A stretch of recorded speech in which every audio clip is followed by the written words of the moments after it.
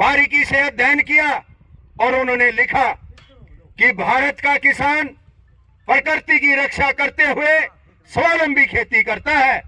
इसको समझाने की नहीं, इसे समझने की जरूरत है। लेकिन दुर्भाग्यवश उसकी बातों पर अमल नहीं किया गया। 1939 में पाल मूलर ने डीडीटी जहर का आविष्कार किया तो उसको नोबेल पुरस्कार से नवाजा गया और कुछ समय बाद उस जहर को पूरे विश्व में प्रतिबंध कर दिया गया। ये इंसान की बुद्धि है। तो बाद में पता लगा ना साइड इफेक्टों का। अमेरिका के एक बहुत बड़े साइंटिस्ट और वो लेखक भी थे, थ्यूरो, उन्होंने लिखा कि जब साइंस चरम सीमा पे होगी तो वहां पे हमारे ऋषि मुनि बैठे मिलेंगे, जहां से चले थे वहीं आना पड़ेगा। 2 फरवरी 1835 को ब्रिटिश संसद में लॉर्ड मैकाले ने स्पष्ट शब्दों में कहा था कि भारत पर राज करना है तो इसके अध्यात्म और संस्कृति पर हमला करो और इन्हें अंग्रेजी शिक्षा का गुलाम बना दो। परिणाम यह हुआ कि आज भी हमारे कृषि विश्वविद्यालयों में विदेशों से आयातित और सबसे ज्यादा विदेशों से आयातित विदेशी ज्ञान परोसा जाता है। क्या मैकाले जीत गया?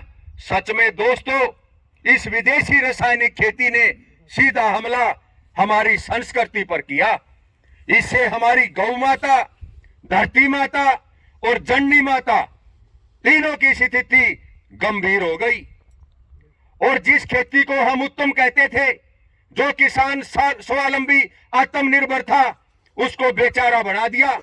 पहले किसान बाजार में तब जाता था जब उसको लोहा और नमक चाहिए, नहीं तो सब कुछ उसका अपना था। गुड़, गन्ना, शक्कर, अन्न, फल, सब्जी और तक ये हमारे कपड़े भी गांव में बना करते काट के। हमारी माँ बहन जो है, कपड़े भी गांव में, डीजल की जरूरत नहीं थी, बैल होते थे। और हमारे पूर्वज कहते थे कि गौ माता लूखा खाण देना और बुढ़ा बांध देना। तो हमने हरित क्रांति की, हमने श्वेत क्रांति की, नीली पीली सब क्रांति करी। क्या ये टिकाऊ है या रहने वाली है? इस हरित क्रांति ने जल, जंगल, जानवर और जमीन सबका विनाश किया, जिसको हम विकास कहते थे। जब इस बात में तो कोई शक नहीं कि हमारे चिकित्सक बीमार मरीजों का इलाज करते हैं, लेकिन इस बात पर चिंतन की आवश्यकता है कि हम बीमार ही क्यों पड़ते हैं और हमारी रोग प्रतिरोधक क्षमता दिन पे दिन कम क्यों हो रही है।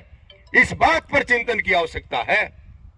क्या यह सच नहीं है कि निरंतर योग साधना, जहर मुक्त जैविक आहार सही समय पर और सही मात्रा में लेने से स्वास्थ्य संबंधी अधिकांश समस्याएं स्वतः ही समाप्त हो जाएंगी? इस बात पर चिंतन की आवश्यकता है।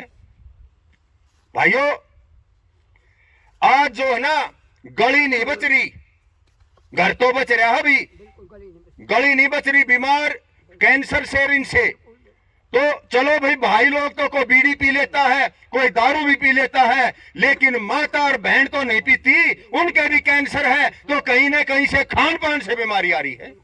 यह विचारणीय है। और आज हमने जब ये केमिकल की बनी हुई चीनी, आज तो बहुत मेरे आसपास में कहीं चीनी नहीं खरीदता कोई, या खांड लेता है या जितना मर्जी महंगा मिले गुड़ खाते हैं सब लोग। आज जागरूकता आई है। लेकिन अगर घर पे 10 आदमी 8 आदमी आ जाए तो घरवाली ने पूछना पड़ा है किसी की फीकी तो नहीं बनेगी। अरे 5 आदमियों में शुगर का पेशेंट आ गया। नहीं तो हम सुबह से शाम तक गुड़ खाया करते, गन्ने चूसा करते, शुगर का किसी ने पता ही नहीं था। पतंजलि ऋषि